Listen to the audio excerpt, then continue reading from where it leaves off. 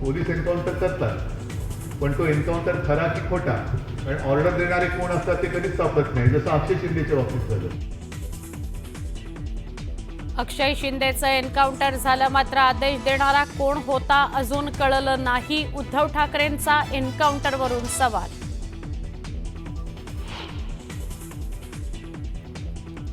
अभ्यासक्रमातील हिंदीला विरोध केल्यानं राज ठाकरेंविरोधात गुणरत्न सदावर्ते आक्रमक. शिवाजी पार्क पोलीस स्टेशनमध्ये दिली तक्रार.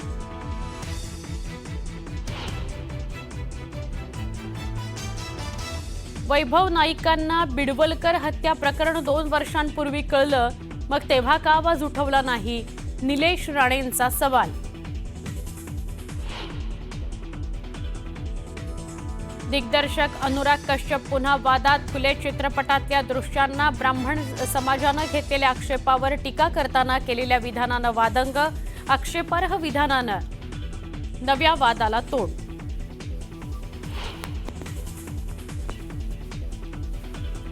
निलंबित पोलीस अधिकारी रणजित कासलेला 3 दिवसांची पोलीस कोठडी. अॅट्रॉसिटीचा गुन्हाही दाखल. धनंजय मुंडेंसह पोलीस अधिकाऱ्यांवर आरोप केल्यानं कासले अडचणीत.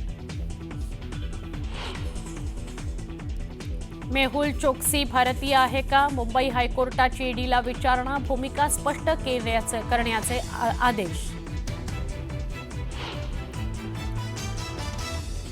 पश्चिम रेल्वेवर आज रात्री 3 तासांचा ब्लॉक. गर्डरच्या कामाकरता चर्चगेट ते मरीन लाईन स्थानकादरम्यान ब्लॉक घेतला जाणार. अनेक लोकल फेऱ्या होणार रद्द.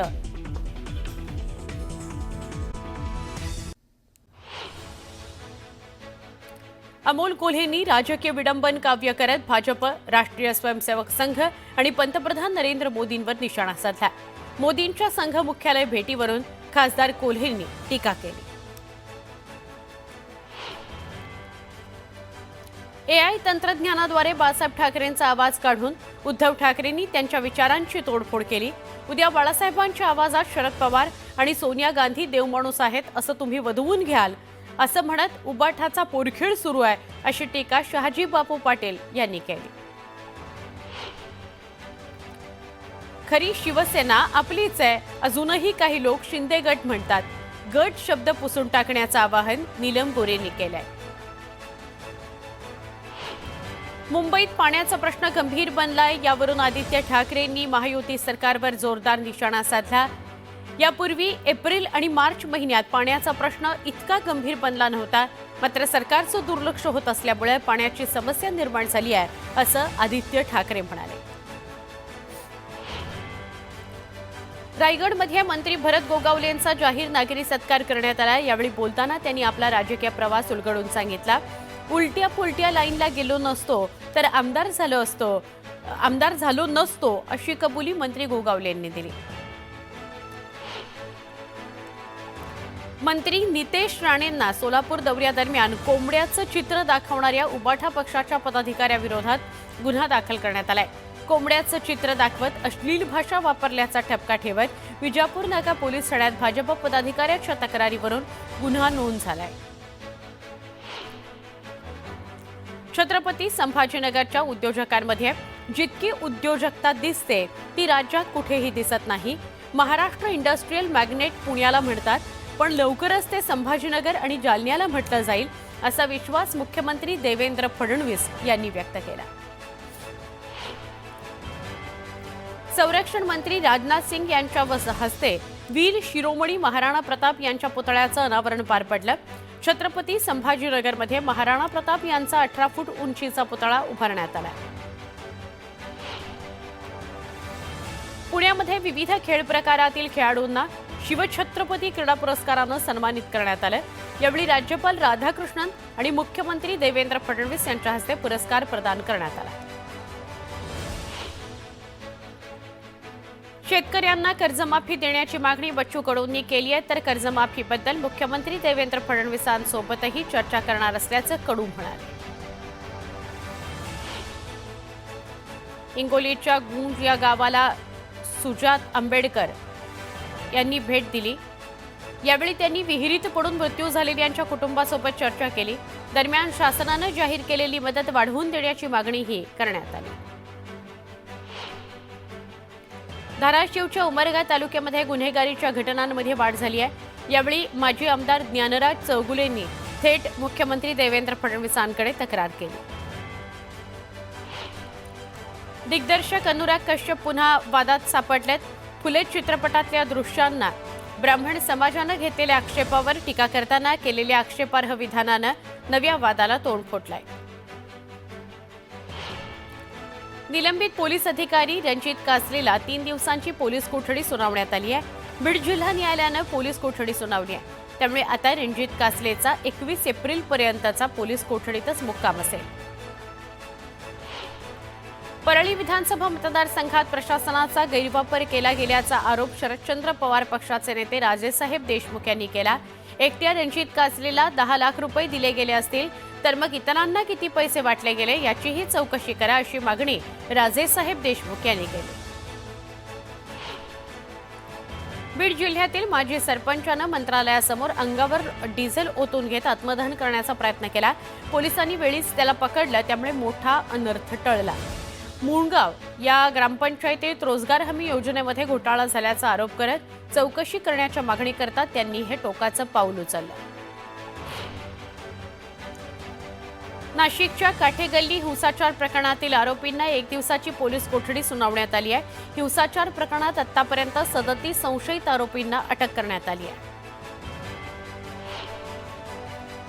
गडचिरोलीतल्या देऊळगाव इथं आदिवासी कार्यकारी संस्थेच्या धान खरेदी केंद्रावर घोटाळा झालेला आहे। घोटाळ्याच्या प्राथमिक चौकशीत खरेदी केंद्रावरील पदाधिकारी आणि उपप्रादेशिक व्यवस्थापक मुरलीधर बावणे यांच्यावर ठपका ठेवण्यात आलाय। 4 कोटींच्या धान खरेदी घोटाळ्यामध्ये कारवाईचे आदेश देऊनही अद्याप कारवाई झालेली नाही। सातारा जिल्ह्यात पाण्याची समस्या निर्माण झाली आहे, त्यामुळे 45 गावांना आणि 298 वाड्यांना टँकरनं पाणी पुरवठा करण्यात येतोय। दरम्यान येत्या काही दिवसांमध्ये पाणी टंचाईची समस्या आणखी वाढणार असल्यानं नागरिकांमध्ये चिंतेचं वातावरण आहे। मुंबईतील रेल्वे स्थानकांवरील गर्दी कमी करण्याकरता फलाट तिकीट विक्री बंद करण्यात आली आहे। चेंगराचेंगरी किंवा अनुचित प्रकार घडू नयेत म्हणून रेल्वे प्रशासनानं खबरदारी घेतली आहे। ठाणे खाडीपूल 3 प्रकल्पाच्या पुणे नवी मुंबईहून मुंबईच्या दिशेनं येणाऱ्या मार्गिकेचं काम पूर्ण झालंय। त्यामुळे ही मार्गिका वाहतूक सेवेत दाखल करण्याचा निर्णय महाराष्ट्र राज्य रस्ते विकास महामंडळानं घेतलाय। या मार्गिकेचं 1 मे रोजी लोकार्पण होण्याची शक्यता आहे। मुंबईमध्ये गेल्या काही दिवसांपासून उन्हाच्या कडाक्यात वाढ झाली आहे, त्यामुळे त्वचा विकारासह विविध आजारांच्या रुग्णांमध्ये 30% वाढ झाली आहे। दरम्यान नागरिकांना काळजी घेण्याचं आवाहन करण्यात आलं आहे। मुंबईत घरांच्या मागणीकरता गिरणी कामगारांनी पुन्हा आक्रमक पवित्रा घेतला। घरांच्या मागणीकरता येत्या 27 एप्रिलला मंत्री आशिष शेलारांच्या कार्यालयासमोर आंदोलन केलं जाणार आहे। अभियांत्रिकी अभ्यासक्रमाची प्रवेश परीक्षा आजपासून सुरू झाली आहे। पीसीएम गटातून 4 लाखांहून अधिक विद्यार्थी परीक्षा देणार आहेत। ही परीक्षा 181 केंद्रांवर होणार असून यापैकी 9 केंद्र महाराष्ट्राबाहेर आहेत। राज्यातील 306 पैकी 97 बाजार समित्या तोट्यात आहेत।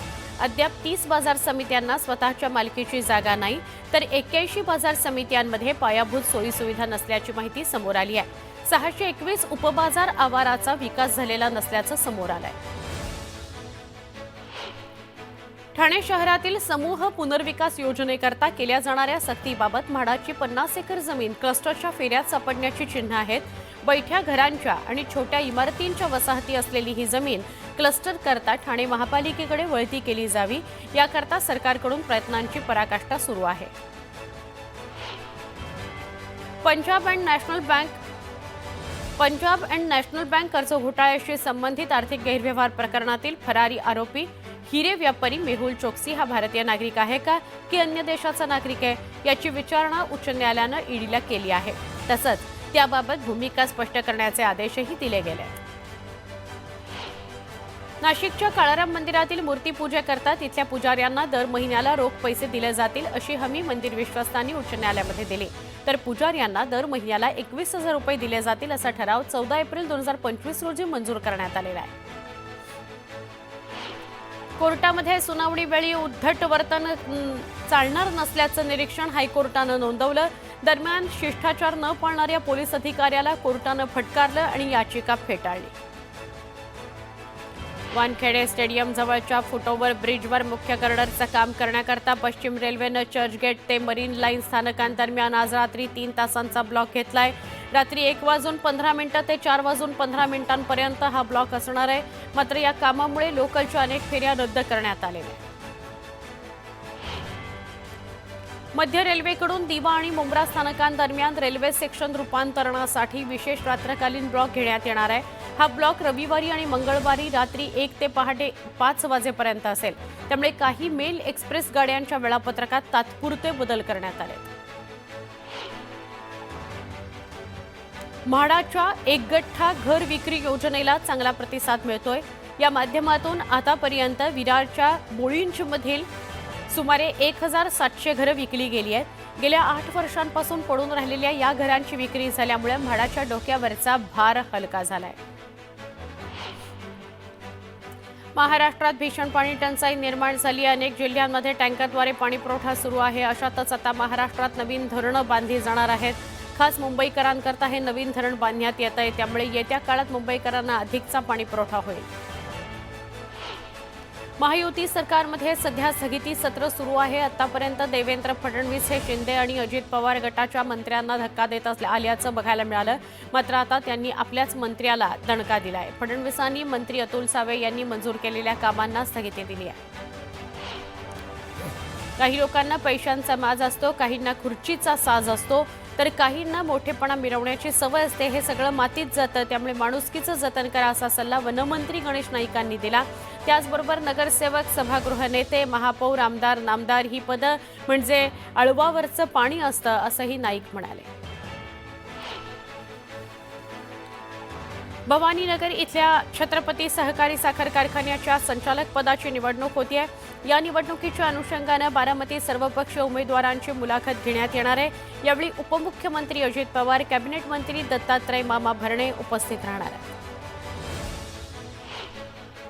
बाजार समित्यांमध्ये कांद्याची सर्वाधिक आवक नाशिक जिल्ह्यात 59,000 क्विंटलची झाली आहे. कांद्याला कमीत कमी 650 रुपयांपासून ते 1200 रुपयांपर्यंत सरासरी दर मिळाला. कांदा दरात मोठी घसरण सुरू असल्यानं शेतकरी मेटाकुटीला आला आहे. राज्यात एकूण 2003 क्विंटल ज्वारीची आवक झाली आहे. सर्वाधिक आवक असलेल्या मालदांडी या ज्वारीला पुण्यात कमीत कमी 4,600 तर सरासरी 4,900 रुपयांचा प्रति क्विंटल दर मिळाला. कोल्हापूर जिल्ह्यात नव्यानं 8 बाजार समित्यांची निर्मिती केली जाणार आहे. मुख्यमंत्री बाजार समिती योजनेतून हा निर्णय घेण्यात आलाय. पणन विभागानं शासन आदेश काढत ही माहिती दिली आहे. राज्याच्या गहू बाजारात आवक मंदावली. राज्यात एकूण 1,757 क्विंटल गव्हाची आवक झाली. यात सोलापूर बाजारात गव्हाला सरासरी 3,295 रुपये दर मिळाला.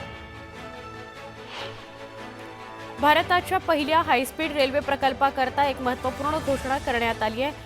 जपाननं आपल्या प्रसिद्ध शिंकन्सेन या ट्रेनचं 2 संच भारताला मोफत देण्याची घोषणा केली आहे. हे ट्रेन संच मुंबई अहमदाबाद हायस्पीड रेल्वे कॉरिडॉरच्या चाचणीकरता वापरले जाते. आधुनिक तंत्रज्ञानाच्या मदतीनं शेतकऱ्यांसाठी विविध सेवा आणि सुविधा उपलब्ध करून देण्याच्या हेतूनं ही योजना राबवली जाते. या उपक्रमामुळे शेतकऱ्यांना त्यांच्या शेतीशी संबंधित निर्णय अधिक माहितीपूर्ण आणि सोप्या पद्धतीनं घेता येणार आहेत. त्यामुळे शेतकऱ्यांना आता फार्मर ID काढणं अनिवार्य आहे. नगर जिल्ह्यातील 33,531 शिधापत्रिका रद्द झाल्या आहेत. आर्थिक उत्पन्न जास्त असताना त्यापेक्षा कमी आर्थिक गटाची शिधापत्रिका असणं, नोकरी व्यवसाय निमित्ताचं स्थलांतर आणि या कारणामुळे शिधापत्रिका रद्द करण्यात आल्या. सोलापुरात एका डॉक्टरनं गोळ्या झाडून घेत आत्महत्या केली. शिरीष वळसंगकर असं आत्महत्या केलेल्या डॉक्टरचं नाव आहे. आत्महत्येचं कारण अद्याप अस्पष्ट आहे. जळगावच्या धरण गावात कुस्त्यांची दंगल रंगली. दंगलमध्ये हरियाणा, मध्य प्रदेश,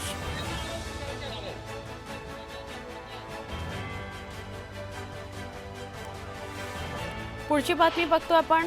आमदार अभिजित पाटलांच्या साखर कारखान्यामध्ये 1,10,00,000ची फसवणूक करण्यात आली. कारखान्याचे चेअरमन असल्याचं सांगून ऑनलाईन फसवणूक करण्यात आली. गुन्हा दाखल करत पोलिसांकडून अधिकचा तपास सुरू करण्यात आला. भाजपमध्ये प्रवेश केल्यानंतर पहिल्यांदाच क्रिकेटपटू केदार जाधव यांनी श्री विठ्ठल रुक्मिणीचं दर्शन घेतलं. मुख्यमंत्री देवेंद्र फडणवीस देतील ती जबाबदारी मान्य असल्याचं केदार म्हणाले.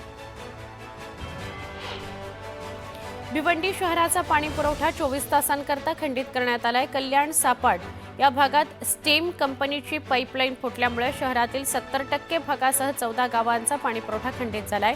त्यामुळे पाणी जपून वापरण्याचं आवाहन करण्यात आलंय. मार्च ते मे हा हरभऱ्याचा प्रमुख विक्री हंगाम असतो. मात्र यावर्षी मार्चपर्यंत हरभऱ्याची आवक गेल्या वर्षीच्या तुलनेत घटली आहे. शेतकऱ्यांचा अल्प प्रतिसाद असल्याचं समोर आलंय. राज ठाकरेंनी हिंदी सक्तीला विरोध दर्शवल्यानंतर गुणरत्न सदावर्तेंनी राज ठाकरेंना विरोध केलाय. दादरच्या शिवाजी पार्क पोलीस ठाण्यात राज ठाकरेंविरोधात सदावर्तेंनी तक्रार केली. राज ठाकरे निवडणूक डोळ्यासमोर ठेवून कोणतीही भूमिका घेत नाहीत. राज ठाकरेंविरोधात अनेक तक्रारी दाखल झाल्या आहेत. आम्ही अशा तक्रारींना भीक घालत नाही असं म्हणत यशवंत किल्लेदारांनी सदावर्तेंना जोरदार प्रत्युत्तर दिलं. अभिजात भाषेचा दर्जा देऊन हिंदीचा पुरस्कार करणारं हे सरकार फॅसिस्ट प्रवृत्तीचं आहे अशी टीका काँग्रेस प्रदेशाध्यक्ष हर्षवर्धन सपकाळ यांनी केली. बालकांच्या मानसिकतेचा विचार न करता भाषेची सक्ती केली जात असल्याचा आरोप सपकाळ यांनी केला. बीडच्या अंबेजोगाई तालुक्यातील सनगाव इथं पोलिसात तक्रार केल्यानं एका महिलेला सरपंचासह 10 जणांनी लाकडी काठी आणि रबरी पाईपनं मारहाण केली. या प्रकरणी सरपंचासह 10 जणांवर गुन्हा दाखल करण्यात आलाय. याची राज्य महिला आयोगानंही गंभीर दखल घेतली आहे. महिला आयोगाकडून सखोल चौकशीचे आदेश देण्यात आले. बीडमध्ये जी घटना घडली ती माणुसकीला काळीमा फासणारी आहे. एका महिलेला लाठ्या काठ्यांनी मारहाण करण्यात आली. ही कसली मर्दानकी असा सवाल जितेंद्र आव्हाडांनी केला. जोपर्यंत वाल्मिक पुराण संपत नाही तोपर्यंत बीड शांत होणार नाही असंही आव्हाड म्हणाले. बीड महिला मारहाण प्रकरणात दोन्ही बाजूच्या गोष्टी समजून घेण्यात याव्यात असं वक्तव्य नीलम गोरेंनी केलं. तर महिलांवरील अत्याचार रोखण्याकरता उपाययोजना करण्याच्या सूचनाही देण्यात आल्या. बीडमध्ये मारहाणीच्या घटना थांबवण्याकरता माजी सैनिक ब्रिगेडियर नेमला पाहिजे असं वक्तव्य माजी आमदार बच्चू कडूंनी केलंय. तर सैन्य दलातील अधिकारीच बीडला तालावर आणू शकतात असंही ते म्हणाले. दीनानाथ मंगेशकर रुग्णालयावर गुन्हा दाखल करण्याची मागणी राष्ट्रवादी काँग्रेस शरदचंद्र पवार पक्षानं केली आहे. तनिषा भिसे मृत्यू प्रकरणी पवारांच्या पक्षाकडून हायकोर्टात 24 एप्रिलला याचिका दाखल करण्यात येणार आहे. नॅशनल हेरॉल्ड प्रकरणी पुण्यामध्ये भाजप आणि काँग्रेस आमने-सामने आले. काँग्रेस भवनासमोर भाजप युवा मोर्चानं आंदोलन केलं. तर भाजपनंतर आता काँग्रेसच्या कार्यकर्त्यांनीही भाजपच्या कार्यालयावर मोर्चा काढत निषेध केला. पुण्यामध्ये खडकी रेल्वे स्थानकात युवक काँग्रेसकडून आंदोलन करण्यात आलं. नॅशनल हेरॉल्ड प्रकरणामध्ये सोनिया गांधी आणि राहुल गांधींना देण्यात आलेल्या नोटिशीवरून आक्रमक पवित्रा घेत केंद्र सरकारचा निषेध नोंदवण्यात आला. अमरावतीमध्ये काँग्रेसच्या वतीनं आंदोलन करण्यात आलं. गांधी कुटुंबियांना ईडीची नोटीस पाठवल्यानं कार्यकर्त्यांनी संताप व्यक्त केला. धाराशिवमध्ये भारतीय जनता पार्टीनं आंदोलन केलं. हेरॉल्ड प्रकरणामध्ये गांधी कुटुंबियांविरोधात कारवाई करण्याची मागणी करण्यात आली आहे. हिंगोलीच्या कळमनुरी पंचायत समितीसमोर वंचित बहुजन आघाडीनं आंदोलन केलं. कान्हे गावामध्ये मूलभूत सुविधा नसल्याचा आरोप नागरिकांनी केलाय. दरम्यान ग्रामपंचायत कार्यालयाची चौकशी करण्याची मागणी करण्यात आली आहे. सिंधुदुर्गच्या सावडाव भागात उपसरपंच दत्ताराम काटे यांनी एका दाम्पत्याला मारहाण केली. यावेळी नागरिकांनी पोलीस स्थानकाला घेराव घातला. उपसरपंचाला अटक करण्याची मागणी केली. चंद्रपूर शहर आणि जिल्ह्यात वादळी वारा आणि विजांच्या कडकडाटासह जोरदार पाऊस झाला. अचानक आलेल्या पावसामुळे शेतकऱ्यांची तारांबळ उडाली. तर वातावरणात गारवा निर्माण झाला. उकाड्यानं हैराण झालेल्या नागरिकांना दिलासा मिळाला. सोलापूरच्या तापमानात दिवसेंदिवस वाढ होतीये. सोलापूरचं तापमान 43.3 अंशांवर गेलंय. त्यामुळे नागरिक उकाड्यानं हैराण आहेत.